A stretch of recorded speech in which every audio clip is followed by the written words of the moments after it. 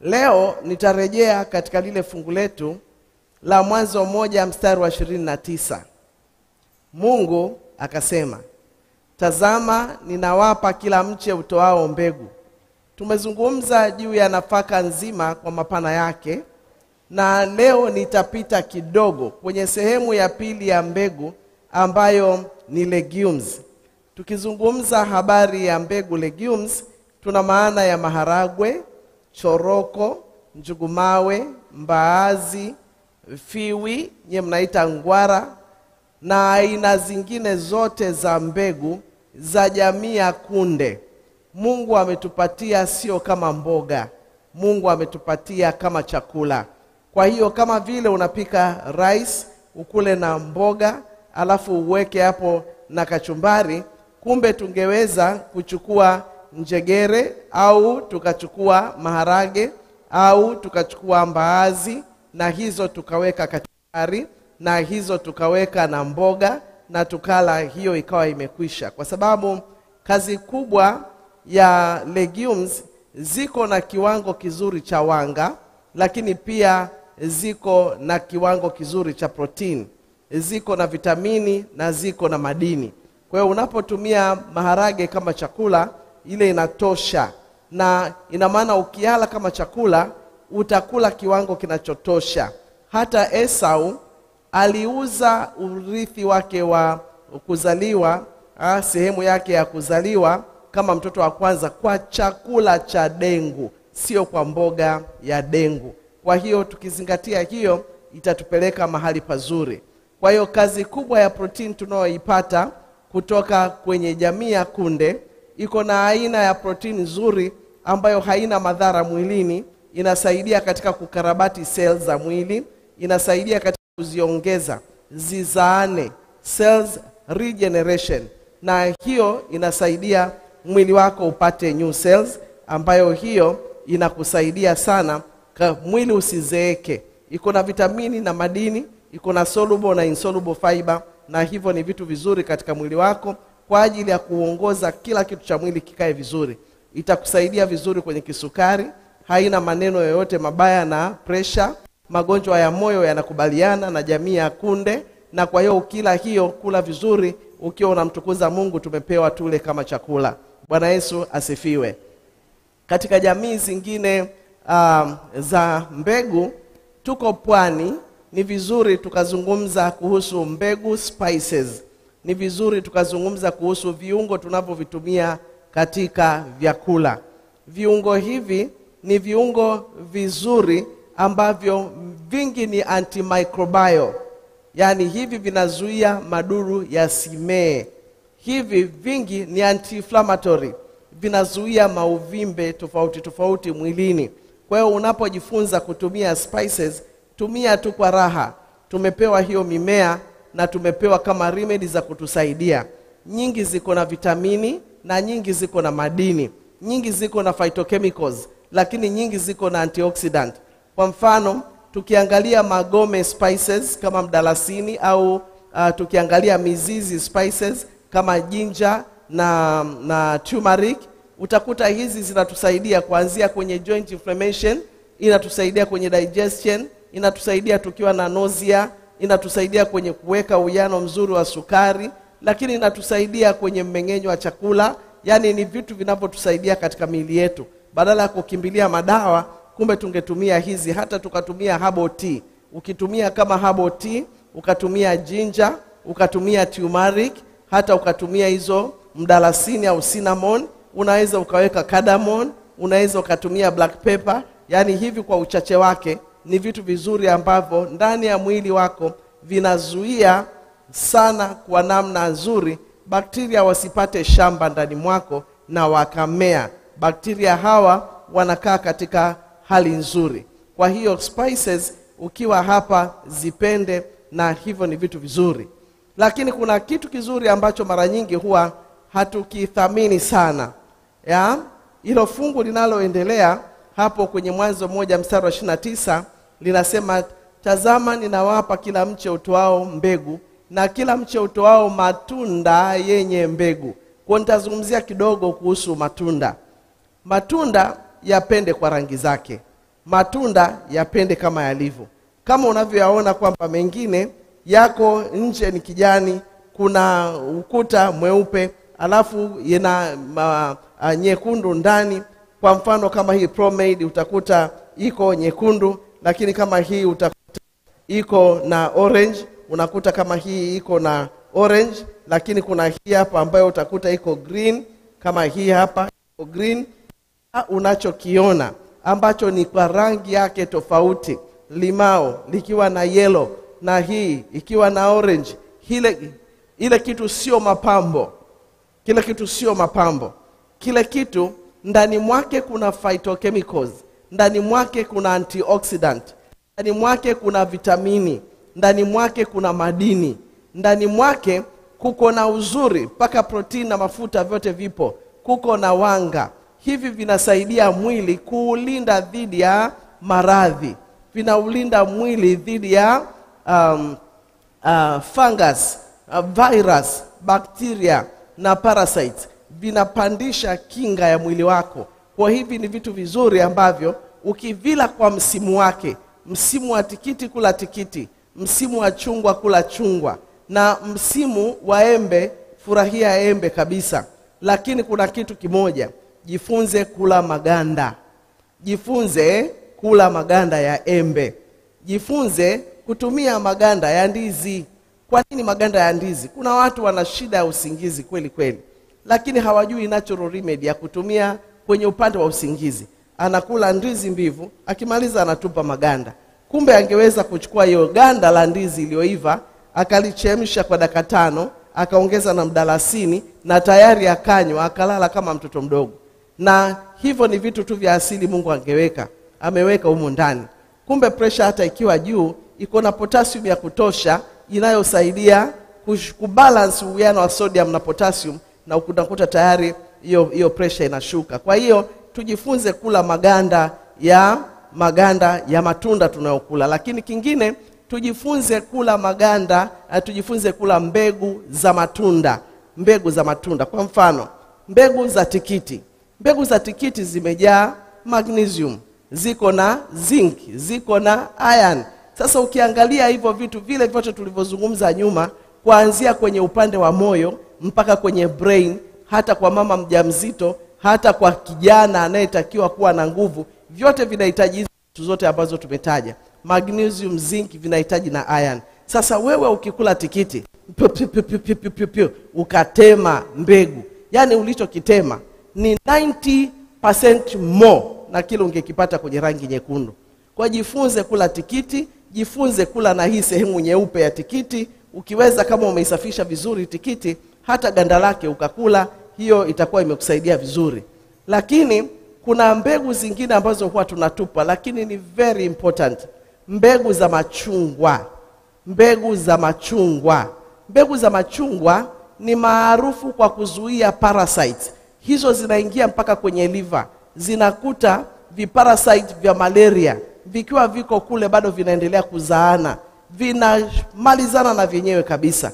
Kwa hiyo kumbe unaweza kutumia mbegu za chungwa, mbegu za limao, unaweza kutumia mbegu za tangerine, na hiyo ukamalizana na maparasites ndani ya tumbo.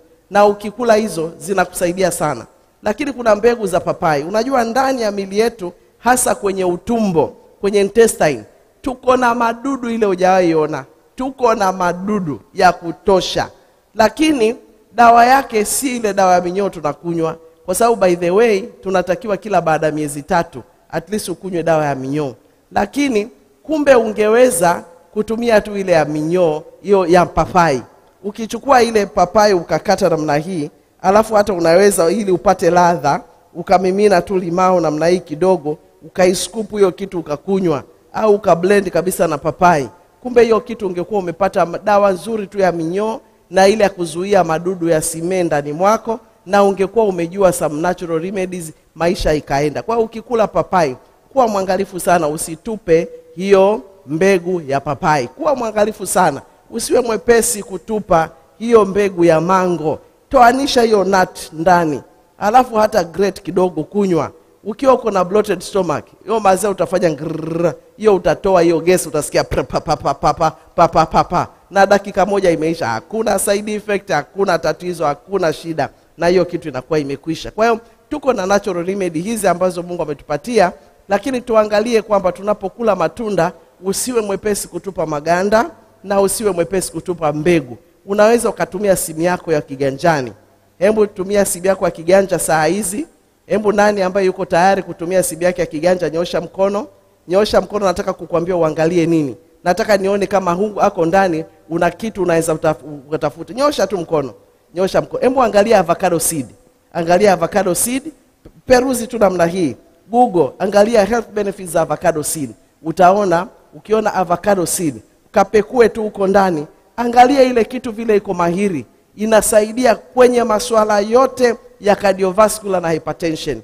Inasaidia kwenye masuala ya kansa, hujawahi kuona kitu kama hicho. Inasababisha cancer cells apoptosis. Yaani wewe uko na kansa, yenyewe inakimbia kwenda kuua cancer cells. Wewe pressure iko juu, inakusaidia. Na huu moyo wako saa nyingine unafanya kazi mpaka unatanuka. Unaambiwa moyo wako umekuwa mpana. Sikiliza, avocado seed inaenda inarudisha tu vile ilikuwa mwanzo. Na unajua hakuna dawa ya hospitali inaweza ikasaidia hiyo moyo wako kama imekuwa mkubwa ikaenda ikarudi.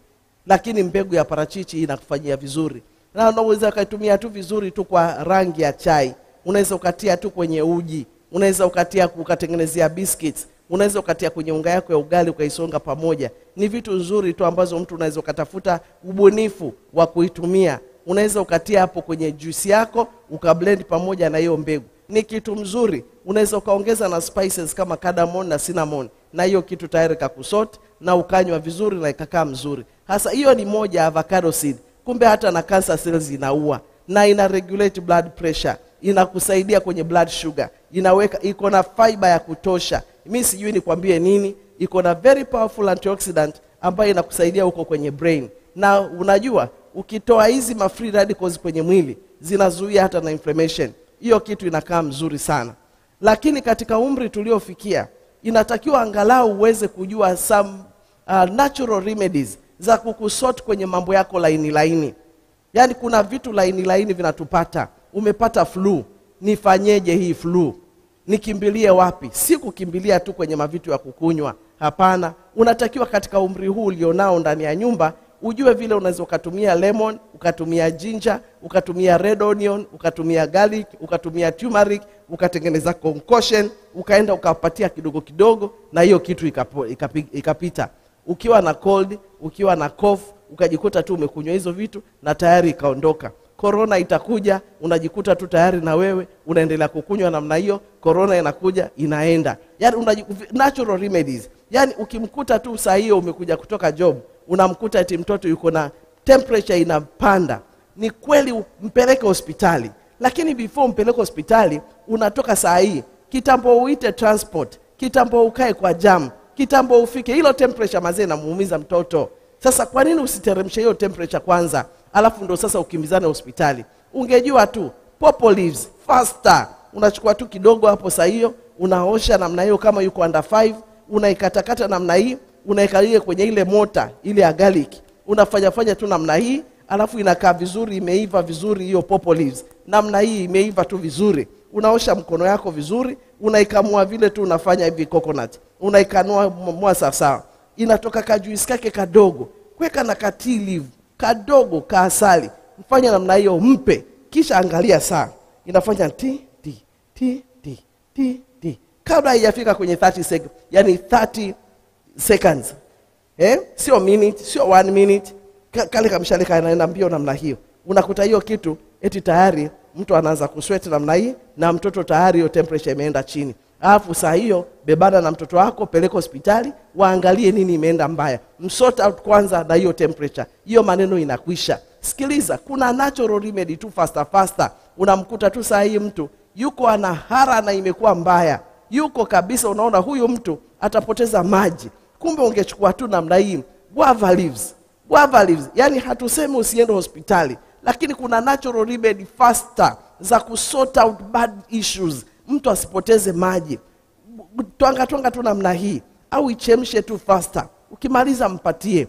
Akikunywa namna hii, kimbiza yeye hospitali. ifunge kwanza, ishike break namna hii. Sasa hizo vitu twapaswa kuvijua. Twapaswa kuvijua. Wewe mtu mzima yuko na matatizo, sukari iko huko mlimani. Hata ukipima kwenye kipimo inaandika tu error because it is too high. Sasa kitambo uingie kwa barabara, that thing is still too high. Unaenda unapambana na jam, iko too high. Unafika hospitali inazidi kuunguza mambo mengi. Hapana, wewe ungeweza tu kuchukua popo leaves. Ukachukua popo leaves faster ukaosha, ukakata, ukatia kwenye blender na nusu glasi ya maji. Ukafanya na ukachuja. Ukimaliza unampatia huyu mtu ambaye sugar iko very high. Unampa anakunywa. Ndio sasa mnaondoka mkienda hospitali. If it was extremely very high, unaikuta tayari angalau sasa namba inasomeka. Unakuta imeenda chini angalau iko 24. Yaani unajua hizo ni vitu tu za faster ambazo ni kama first aid wakati unakwenda hospitali. Unaanza inachukua tu kama 5 minutes. Na ndio maana inabidi kila mtu ajifunze kuwa na vitu ndogo kwa nyumba. Vitu ndogo kama asali, natural honey. Hakikisha ndani ya nyumba uko na asali ya ukweli. Si asali vitu, asali ya ukweli. Uko nayo tu ndani ya nyumba. Hiyo imekaa, inasubiri, asali. Lakini usikose red onion. Red onion inaweza kukusort maze pazuri kabisa. Saa nyingine unafika unakuta mtoto amebanwa. Zamani ile kikwetu enzi yangu mimi, ukimkuta mtu hata anashindwa kupumua, anashindwa, ni kwamba unamsoti tu namna hii. Unachukua mdomo yake unaifunga na unamnyonya, hizo mavitu zinatoka. Wengi wenu mmepona saa hii leo, mko hapa mmevaa suti kwa sababu mama zenu waliwafanyia hivyo. Kwa hata saa hii ukiringaringa, mwambie huyo mama yako shikamoo, hata kama si utamaduni wako. Na nyie ladies, sikiliza. Usimuone kijana amevaa suti, ukampenda na ukamzuia asimsalimie mama yake.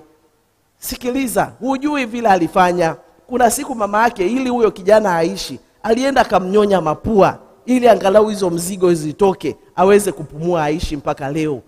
Kuna vitu kuna saa walikesha.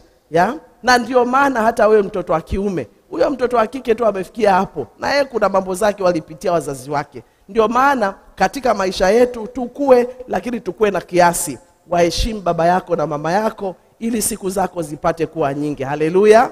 Yaani geuka upande huu, waheshimu wazazi wake. Geuka upande huu, waheshimu wazazi wake. Mkitaka baraka za Mungu, hapo ndo zilikuwa.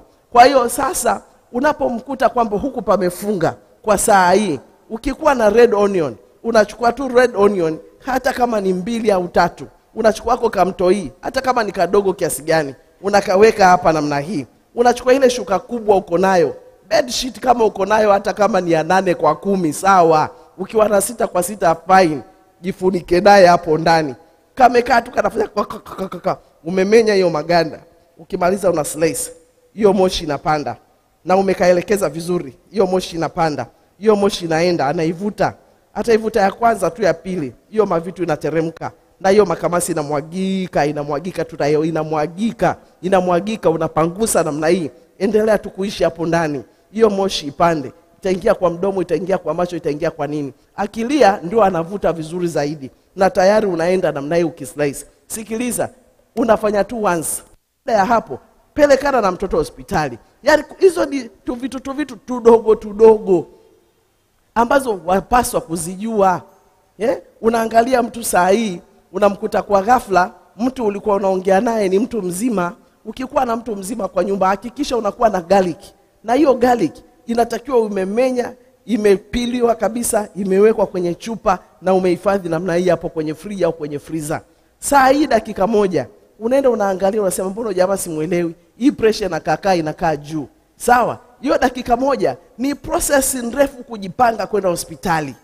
Ni process ndefu kuingia barabarani. Ni process ndefu kufika hospitali na kusikilizwa. Lakini kumbe ungechukua tu 5, hizo 5 namna hii, ukatia kwenye glasi ya maji, ukampa namna hii akunywe, alafu ndio mkaingia kwa barabara. Ile inasaidia blood clot. Inasaidia asiclot kwa sababu ya hiyo pressure, inasaidia tu hiyo asipate blood clot, asipate stroke. Yaani hizo ni vitu ndogo tu bazee ambao unaweza kufanya. Hasa hizo zote ninazungumzia ni kwamba tuko na spices. Umekuta majoints yako yanawaka moto. arthritis inawaka vizuri kabisa. Kumbe ungechukua tu turmeric, ukachukua tu na ginger, ukaboil namna hiyo, ukakunywa. Na saa nyingine ukachukua hiyo mafuta ya nazi ambayo nyewe mko nayo mengi, na ukachukua ukaweka turmeric, ukaweka black pepper, ukaenda ukaiweka moja kwa moja hapo kwenye hiyo joint inauma, na ukafunga tu vizuri ukaacha hapo. Inanyamaza kabisa. Maana ni anti-inflammatory. Yaani unaona sasa vile naongea, hizi ni vitu zote tuko nazo kwa nyumba, lakini tunazitumiaje? Tunatumiaje? Na wakati mwingine tu inajenga utamaduni. Jenga utamaduni wa kwamba saa yote ukikunywa chai, usikunywe chai maana iko na sukari. Hapana.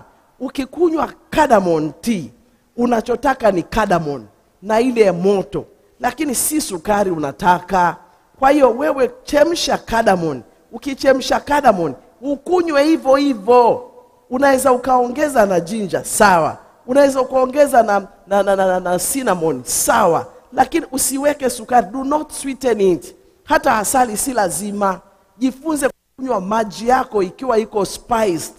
Jifunze maji yako yale unakunywa. Umechemsha leo unataka kukunywa 2 liters. Hiyo 2 liters, weka kitu, hata majani ya mpera. Majani ya mpera iko na antioxidant, itaosha ma free radicals, itaosha hizo ma parasites, itaweka regulate mambo yako, itakaa sawa. Yani do avocado seed. Nani yule aliangalia ile avocado seed? Hebu nione kama uliona. Kuna mtu alikuwa anaangalia. Thank you very much. Baadaye utatuambia thank you very much. Umeona? Umeona vile imejaa? Okay. Sasa hivyo kaulize kama kuna utafiti wote imefanywa. Wenzetu wakichukua avocado hapa, cha kwanza wanachukua avocado si kwa sababu ya hiyo tunda peke yake, wanachukua avocado kwa sababu pia na hiyo mbegu. Kwa hiyo ni vizuri ukajifunza kuhusu hizo natural remedies ambazo tunazipata kutoka kwa vyakula vyetu vya kawaida sana ambavyo tuko navyo. Sijakwambia kuhusu mint, sijakwambia kuhusu mint family, na sijakwambia kuhusu barley leaves, sijakwambia kuhusu barley. Rafiki yangu nilishtuka kweli kuhusu barley leaves. Eti hizi mavitu marinko zinakaa huku kwa kina shosho barley leaves. Hiyo barley leaves inatoa tu 1 minute. Licha tu ya kwamba ukikunywa inakaa poa, lakini barley leaves unakaa ukiweka hapa inakaa poa. Sikiliza, kwa mtundu kidogo, tafiti. Hizi vitu tumepewa sisi na vinatusaidia. Kwa hiyo ni vizuri ujifunze kukula fruits, lakini kula rangi. Fruits ziko na kitu kingine ambacho napenda nikitaje. Kuna kitu inaitwa carotenoid, kuna kitu inaitwa flavonoid. Hizi vitu ukikunywa ambazo ziko kwa mfano hiyo peel, ukitoa hiyo peel ya green au ya yellow ya lemon, ukitoa hapo ndani kuna ile white part of lemon. Hiyo kitu iko na flavonoid. Hiyo ni orange or lemon flavonoid. Ile the white part of your orange or of your lemon. Ile kitu ukiikuta wenyewe wataalam wameikausha tu ndani, wakaigrind namna hii, wakaipress ikakuwa tablets. Utanunua very expensive. Unanunua kitu 9,000 Kenyan shillings 800 na vidonge 60 peke yake. Lakini kumbe sisi tunachukua tu orange namna hii tunatupa. Ile kitu ukikuwa na pressure saa hii, pressure ile ni sponge, kwa sababu it is sponge like, inafyoza hiyo mafuta, inafungua barabara. Unakunywa maji na yenyewe inabebana na mafuta ile imeziba. Unakunywa maji na yenyewe inabebana na hiyo cholesterol. Inafyonza namna hii, inabebana na hiyo takataka. 1 minute hiyo kitu imesort. Yani sukari ikiwa juu the same. Lakini cancer kwenye watery parts of your body, ukapata saratani, ukatumia ile flavonoid, poa. Na inaweka kinga yako inakaa nzuri namna hii. Ukiwa na hiyo carotenoid, vitu zote, matunda zote za red color, za yellow color, za orange color, za green color, ziko na antioxidant inaitwa carotenoid. Hiyo si tu kwamba inakusaidia macho, lakini ukitumia hivyo hata kwa siku tu chache, ya kama 21, zina boost immunity yako by 37%. Kwa kama immunity ilikuwa hapa, inakwenda huko juu. Na hiyo ndio maana inatusaidia sana kwenye saratani. Kwa ukikula fruits, usiseme mimi napenda oranges. Hapana.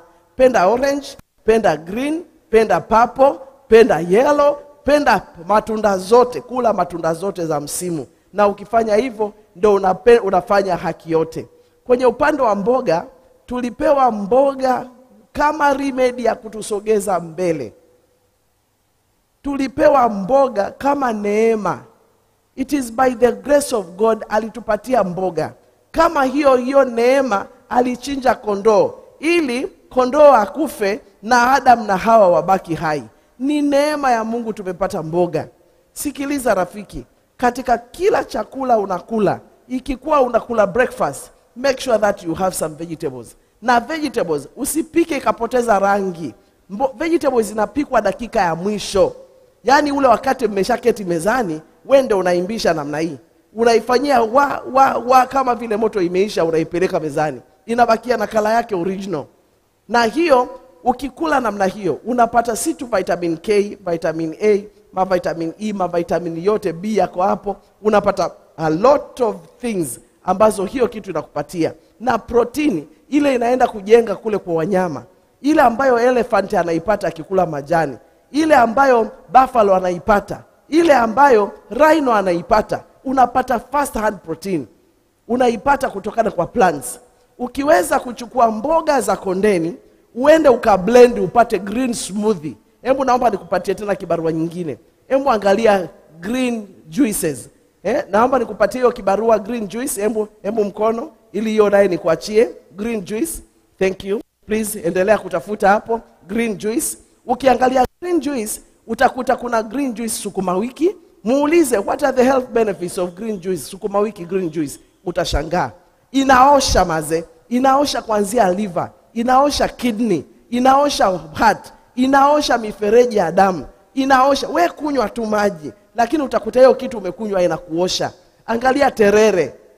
Ukiangalia terere utaona na yenyewe upate hiyo green juice. Upate green juice ya spinach, pata green juice ya zucchini, pata green juice ya vitu tu za green. Utaona vile ziko na health benefits. Lakini ukiangalia broccoli na ukienda kuangalia cauliflower, utakuta kuna some phytochemicals za ajabu. Kuna cruciferous. Mimi cruciferous nimeiona in action.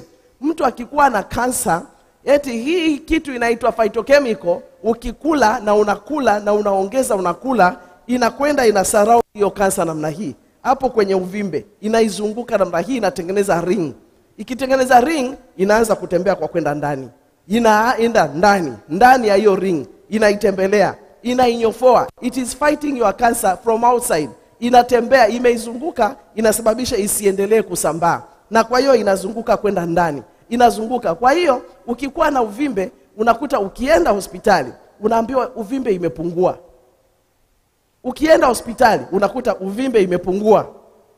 Ukienda tena hospitali, unaambiwa uvimbe imepungua. Na kwa kila siku uvimbe inapungua. Ndani ya 3 months, 4 months, 5 months, unakuta hiyo kitu anakuambia sioni. Sasa siuendelee tu mwaka mzima. Siuendelee. Na hiyo ni phytochemicals. Ni Mungu ameweka hizo kemikali mimea kwenye hizo vitu zake. Na ndio maana kwenye Ezekiel 47 ana fungu la 12 anatuelezea mambo mazuri. Anasema aliona mto natoka mahali kwenye hekalu, iko na kingo namna hii. Anasema huko kwenye kingo zake kuna miti inatoa matunda mapya kila mwezi. Anasema matunda yake yatakuwa ni chakula. Wapendwa, tujifunzeni kula matunda kama chakula. Mkutano hebu sema matunda kama chakula. Usikule matunda na chakula. Mwalimu wa Kiswahili atakataa.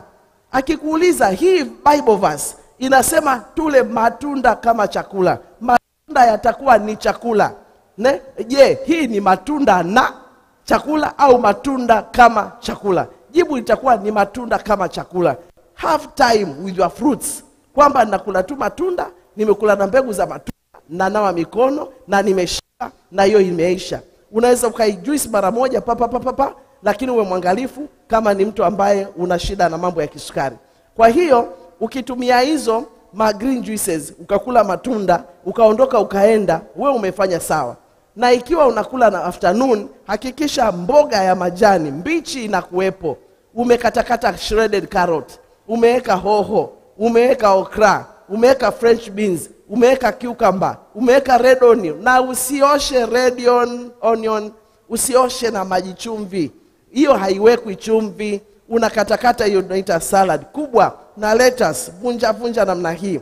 Tengeneza kubwa. Kunywa na green na carrot juice. Unaweza ukakunywa na hiyo spinach juice. Ukimaliza ukachukua chakula kako namna hiyo ukakula. Yaani wewe unakula kama mtoto wa mfalme. Unakula kama vile unajua wewe mwili wako ni mtakatifu. Unakula kitu mzuri. Ndani ya miezi mitatu unakuta hata complexion yako, Roho Mtakatifu anaenda kukaa mpaka kwa macho. Macho ilikuwa inakufa na sasa inakuka. Yaani unakula kitu unajua kiko na instruction kimepewa. Mungu ametoa instructions kwenye hizo mboga, ametoa instructions kwenye fruits, ametoa instructions kwenye mbegu. Kwa hiyo hakikisha unakula hivyo. Ningetamani kusema zaidi kuhusu hizo mboga, lakini nimegusia hapo kidogo kwamba jifunze kukula mboga mbichi na jifunze kukunywa green juice na ujifunze kukula matunda kwa rangi zake na ujifunze kukula hiyo kama chakula. Jifunze kukula angalau kwa kila mlo unakula vitu vibichi. Ukiweza unaweza ukafanya hivi. Hizo herbal tea, guava tea, avocado tea, avocado leaves, banana leaves tea, ukapata na hiyo mango leaves tea, hizo turmeric na majinja na macadamom, hizo mati. Ukiamka hiyo saa 11 asubuhi, kama unaamka saa 11 au saa 10, we kunywa tu hizo. Alafu ukishamaliza kukunywa, unafanya maombi yako huku unakunywa. Unafanya maombi morning prayer huku unakunywa. Unafanya morning devotion huku unakunywa. At least ile asubuhi lita 1 mpaka lita 2 hapo ndio umemeza namna hiyo. Kinachofuatia, ngoja nikwambie, nenda kafanye mazoezi. Ni kweli kazi yako ni ya kutembea, lakini kazi ni tofauti kabisa na mazoezi. Nenda kafanye mazoezi. Hakikisha unafanya mazoezi. Ukifanya mazoezi, kuna vitu unafanya. Unaambia muscles, do not lose minerals. Unazungumza na muscles. Tighten, hold fast the minerals. Usipoteze. Na unamwambia hizo muscles, kamatana kabisa na mifupa. Usilegeze mifupa. Usilegeze hiyo misuli. Na unamwambia mifupa, hakikisha unabebana na hizo minerals zote zikae ndani mwako. Unazungumza na mwili wako. Na unaambia skin yako, maze banana sawa kabisa. So unazungumza, lakini kule kwa soul una create this is an automatic pump. Hii ni automatic pump. Bu bu bu. Sasa ikifanya bu, wakati wa kurudi na wewe ukikanyaga, ni kama unaisaidia kupull back. Kwa hiyo wewe unatengeneza manual pump. Kwa hiyo huyu akiweka namna hiyo wewe unarudisha. So unasaidiana na moyo kufanya circulation ikae mzuri. Na unapeleka umeme from the brain, umeme inafika kabisa mpaka kule kwenye kidole ya mwisho. Ya unapozidi kuirudisha namna hii, ni kwamba tayari huo circulation ya moto, circulation ya damu, circulation ya oxygen, circulation ya maji inakaa vizuri. Na ukifanya hivyo, unasaidia brain vizuri sana. Kwa mazoezi ni mazuri sana kwa brain. Mazoezi ni mazuri kwa mifupa na misuli. Mazoezi ni mazuri sana kwa moyo. Mazoezi inasaidia kwenye misuli, inasaidia kwenye blood pressure, kwenye sukari, kwenye kinga, kwenye stress. Mazoezi ni kitu mzuri. Ukitaka maisha yako yaende angalau wa mileage away, fanya mazoezi. Ina cancel cell ya cortisol, inaenda kuweka endorphin hormone. Hiyo kitu inakaa mzuri sana. Kwa hiyo ni mazoezi. Kwa mazoezi ni kitu mzuri. Kwa nini tunakuambia ukunywe maji? Hapo mwanzo Mungu aliziumba mbingu na nchi. Na wakisema hivyo kwenye Mwanzo 1, Mwanzo 2 anatuambia dunia yote ilikuwa ni giza na imejaa maji, na Roho wa Mungu akatuama hapo. Sasa hatuambii alisema anaikue maji. Maji tayari ilikuwa imejaa. Ardhi ndio ilivutwa hapo kidogo kutoka kwenye maji. Mwili wako asilimia kubwa si mfupa wala nyama, hiyo ni maji. Hakuna kazi ya mwili wako inaweza ikafanya kazi yoyote isipokuwa kuna maji. Hakuna kitu yoyote ndani ya mwili inaweza kufanyika bila maji. Brain yako asilimia 10 ni maji. Misuli asilimia 10 ni maji. Hiyo organ ya ndani asilimia 10 ni maji. Kutengeneza vile vitu zinatengenezwa zinahitaji maji. Kubreak zile vitu ana break kwa mwili zinahitaji maji. Yaani hata hiyo movement huwezi fanya bila maji. Macho imekuwa cushioned na maji. Joints zimekuwa cushioned na maji. Yaani kila kitu. Yaani maji ni kitu muhimu. Kwa hiyo moja, ukitaka temperature yako ikae at par, maji. Ukitaka pressure yako ikae vizuri, maji. Yaani ukitaka kila kitu iende vile inatakikana kwenda, ni lazima ukunywe maji. Huwezi tengeneza protein kwa mwili wako, huwezi repair, huwezi kuwa na kinga, huwezi kusafirisha oxygen, huwezi kusafirisha askari, huwezi kupambana na maradhi, na huwezi fanya kitu yoyote bila maji. Kwa hiyo cha kwanza, toa na uchafu ya mwili wako kwa kunywa maji. Ukikunywa maji, umekunywa maji, antioxidant, oxygen na hizo vitu vyote inatoka kule ikiwa chafu.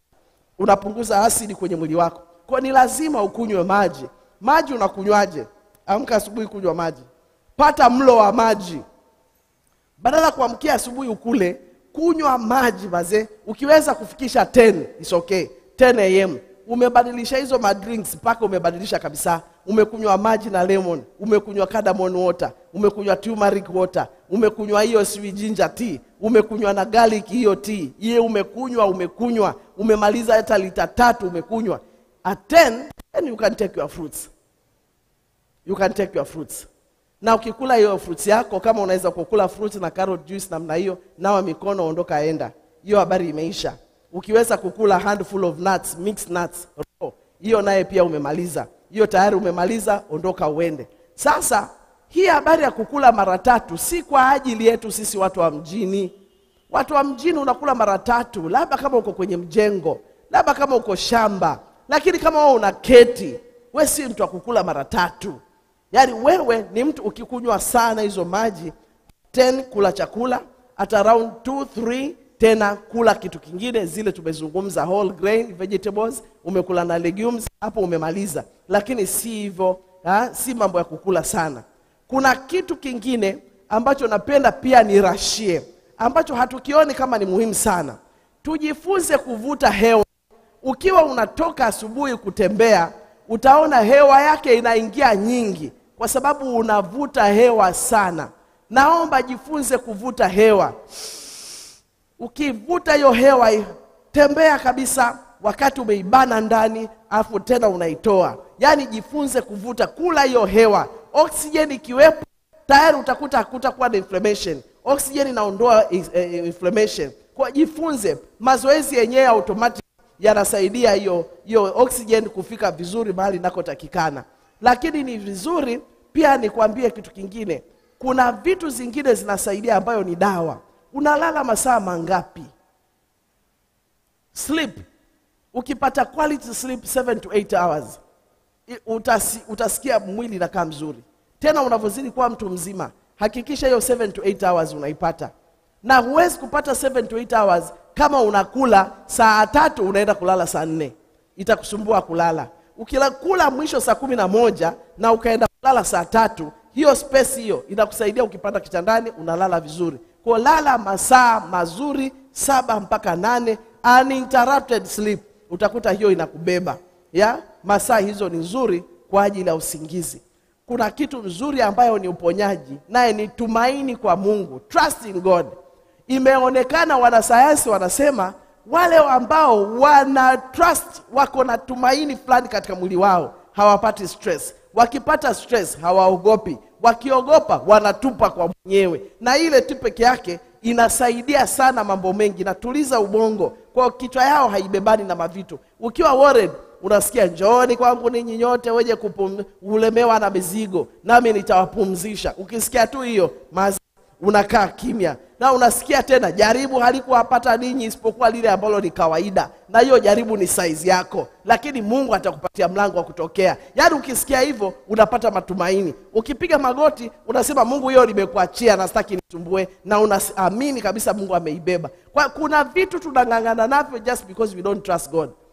Wewe fanya sehemu yako, lakini ya Mungu muachie afanye ya kwake. Na the more you trust God, na the more utamwamini. Na unavozidi kumwamini, unamkuta kabisa kuna mambo mengi natulia. Na utakuta msongo wa mawazo hauwezi kuwa nao. Utakuta haupati hizo harara tunapata. Utakuta unapata quality sleep.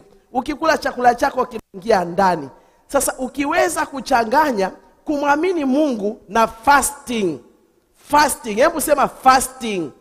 Ukiweza kumwamini Mungu ukajifunza kutumia maji, ukajifunza kutumia natural remedy, ukajifunza kutumia chakula chake kama alivyotaka, na ukawa na siku moja au 2 kwa wiki ya kufast, yani wewe uko vizuri. Na ngoja nikwambie, Mungu yuko na sisi, aliahidi hata tuacha. Na hata sasa ukizingatia hiyo, utaona kwamba Mungu ni pendo. Mungu na atubariki sana. Amen, amen, amen. Eric, bila shaka nina imani ya kwamba umejifunza mengi. Maana mimi mtumishi amenipatia assignment.